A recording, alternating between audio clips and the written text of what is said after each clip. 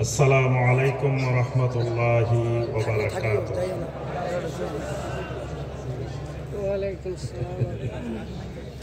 আলহামদুলিল্লাহি ওয়াহদা ওয়াসসালাতু ওয়াসসালামু আলা মান লা নাবিয়্যা বা'দা ওয়া আলা আলিহি ওয়া সাহবিহি ওয়া মান ওয়ালা।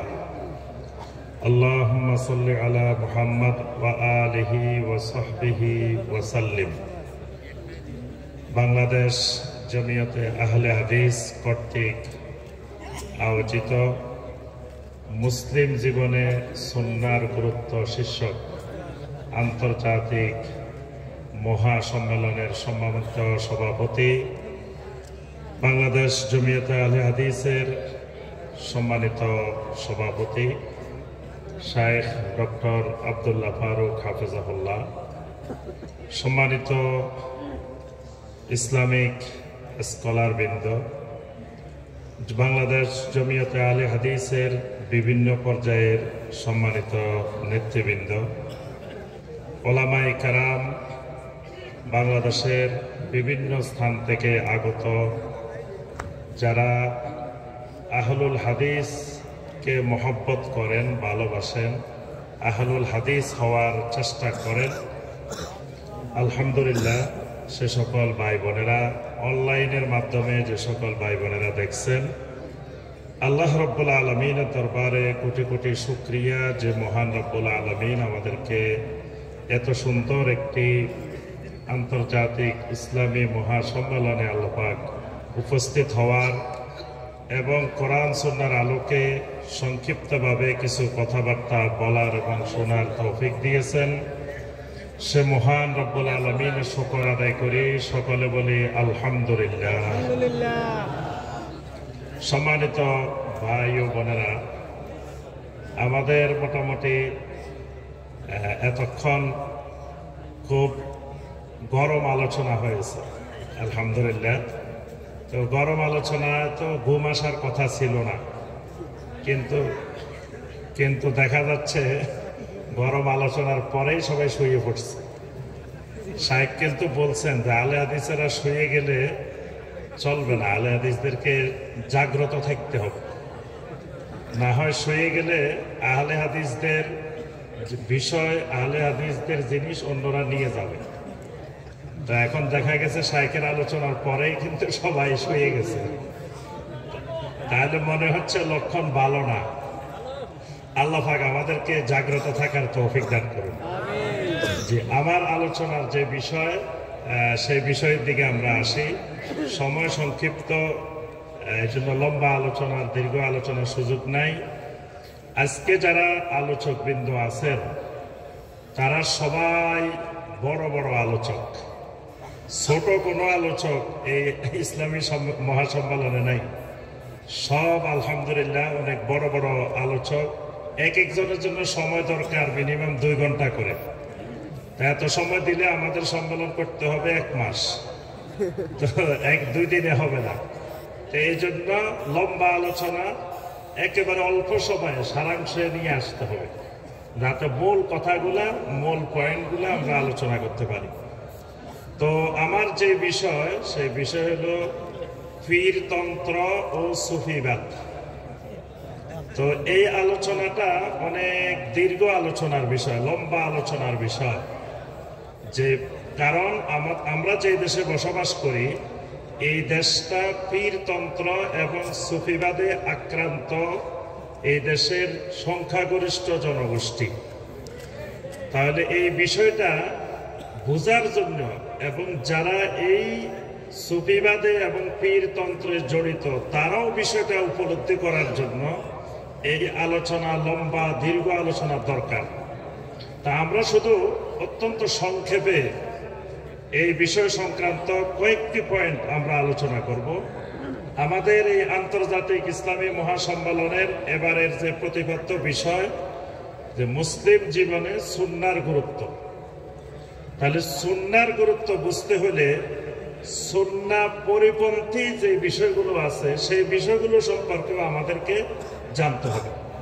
যেমন তাওহীদ বুঝতে হলে তাওহীদের বিপরীত শিরিক বুঝতে হয়, ঈমান বুঝতে হলে ঈমানের বিপরীত কুফর বুঝতে হয়, সুন্নত বুঝতে হলে সুন্নতের বিপরীত বেদাতকে বুঝতে হয়। তো এই কারণে এই সুন্নাহর গুরুত্ব বুঝতে হলে সুন্নাহর বিপরীত যে বিষয়গুলো, যে জিনিসগুলো আমাদের সমাজে আছে সেগুলো সম্পর্কেও আমাদেরকে জানা দরকার। এই পীরতন্ত্র এবং সুফিবাদ, এই পদ্ধতিটা, এই সিস্টেমটা সুন্নাহ পরিপন্থী একটা বিষয়। এই কারণে এই সুন্নাহর গুরুত্ব শীর্ষক এই মহাসম্মেলনে এই বিষয়টা রাখা হয়েছে যাতে আমরা সুন্নাহ পরিপন্থী বিষয়গুলো জানতে পারি। প্রথম কথা, পীরতন্ত্র। এই যে পীর শব্দটা, এই পীর শব্দটা কি বাংলা শব্দ? আপনারা বলেন তো এটা কি শব্দ? মাশাআল্লাহ, এটা ফার্সি শব্দ। এটার আরবি কি বলতে পারবেন? এটার আরবি কি? আউলিয়া, শায়েখ। তো এইটার মূলত সরাসরি এটার কোনো আরবি নাই। প্রথম কথা, এটার সরাসরি কোনো আরবি নাই, কারণ এটার উৎপত্তি হলো ফার্সি থেকে, এটা আরবি থেকে উৎপত্তি হয় নাই। এটার উৎপত্তি ওই পারস্য থেকে, ফার্সি ভাষা থেকে, ফার্সি এলাকা থেকে। এই কারণে এটা আসছে ফার্সি হয়ে। তো ফার্সিতে পীর মানে মুরব্বীকে বোঝায়। ফার্সি ভাষা পীর মানে যিনি মুরব্বী, যিনি বড় কোনো ব্যক্তিত্ব, যিনি উস্তাদ, এইরকম ব্যক্তিকে সাধারণভাবে বোঝানোর জন্য পীর বলা হয়। কিন্তু এখানে সাধারণভাবে মুরব্বী বোঝানোর জন্য এই পীর শব্দটা, পরিভাষাটা ব্যবহার হয় নাই। পীর শব্দটা ব্যবহার হয়েছে যে তারা প্রথমত ইসলামের এলেমকে 4 ভাগে ভাগ করছে। ইসলামের এলেমটা প্রধানত 4 ভাগে বিভক্ত তাদের দৃষ্টিতে। একটা হলো এলমে শরীয়ত, একটা হলো এলমে তরিকত, একটা হলো এলমে মারিফত, একটা হলো এলমে হাকিকত।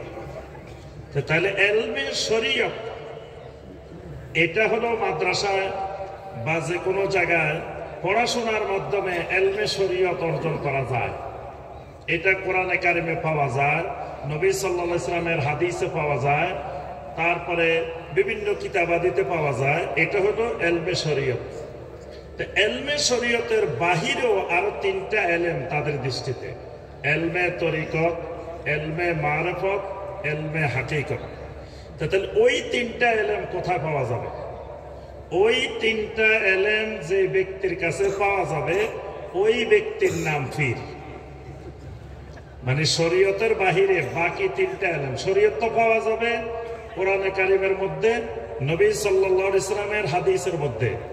তো এখন এলমে তরিকত, এলমে মারিফত, এলমে হাকিকত এগুলো কোথায় পাওয়া যাবে? এগুলো যার কাছে পাওয়া যাবে তার নাম হইল পীর। তা এখন কথা হলো, তো এগুলো তো কিতাবের পৃষ্ঠার মধ্যে থাকে, কিতাবে লেখা আছে, হাদিসে আছে, তাফসিরে আছে, বিভিন্ন গ্রন্থের মধ্যে লেখা আছে। তো ওই আলেমগুলো কোথায় লেখা আছে? ওই আলেমগুলো পীর সাহেবের সিনার মধ্যে আছে, সিনা। এই জন্য এই আলেমগুলো সিনা বসিনা ফাঁস করে, মানে এগুলো কিতাবে পড়ালেখার মাধ্যমে এই আলেমগুলো পাওয়া যায়।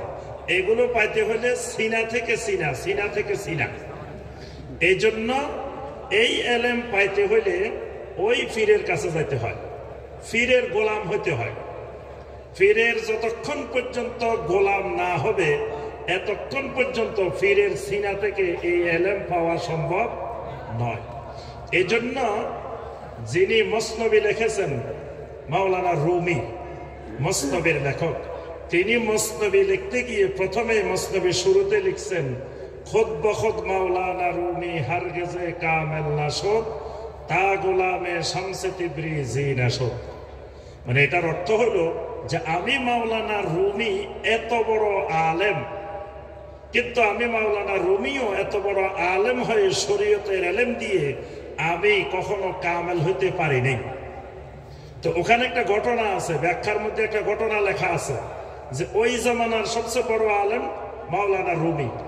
তো শামসে তিবরিজি উনিও তো বড় আলেম না, তো উনি একদিন মাওলানা রুমির কাছে গেছে। তো রুমির কাছে গিয়ে রুমির দার্সে হাদিসের দার্সে বসছেন। তো বসে ওনার কাছে মনে হলো যে এই রুমির কাছে শুধু এলমে শরীয়ত আছে, তরিকত নাই, হাকিকত নাই, মারফত নাই। তো এটা শেখানোর জন্য শামসে তিবরিজি রুমি সাহেব উঠে যাওয়ার পরে রুমি সাহেবের যত কিতাব ছিল কিতাবগুলো সব পুকুরের মধ্যে ফেলে দিছে। এখন পরের দিন রুমি সাহেব এসে যখন হাদিস পড়াইবো, কিতাব পড়াইবো, এখন আর আপনার কোনো কিতাব খুঁজে পায় না। এখন উনি তো দুশ্চিন্তা, আজকে পড়াবে কেমনি, কিতাব নাই।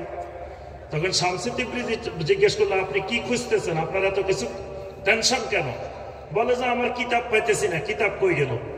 তো বলে যে আপনি কি কিতাব ছাড়া অচল? হ্যাঁ, আমি কিতাব ছাড়া অচল। তখন বললো ঠিক আছে, আমি আপনার কিতাব এড়িয়ে দিতেছি। তো কিতাব কোথা থেকে আনবে? ওই পুকুরের থেকে শামসে তিবরিজি কিতাব আনে দিছে। এখন এমন ভাবে কিতাব আনে দিছে, কিতাবের একটা জায়গাও ভিজে নাই, যেমনি শুকনা তবে শুকনা পুকুরের থেকে তুলে দিছে। কি আপনারা সুবহানাল্লাহ বলবেন না নাউজুবিল্লাহ? কিচ্ছু বলতেছেন না, চুপ করে আছেন। জি, এখন যখন তুলে আনে দিছে, এখন মাওলানা রুমি চিন্তা করতেছে, আহারে এইটা কোন এলেম? আমি সারা জীবন এত এলেম শিখলাম, এত বড় আলেম হলাম, পুকুরের থেকে আমার কিতাব তুলে দিছে, এক জায়গা দিয়েও ভিজে নাই, তাহলে এই এলেম আমার দরকার। তখন শামসে তিবরিজির পায়ে পড়ে গেছে, শামসে তিবরিজির গোলাম হয়েছে। গোলাম হওয়ার পরে এবার মাওলানা রুমি ওই তরিকত, মারেফত, হাকিকত শিখছে।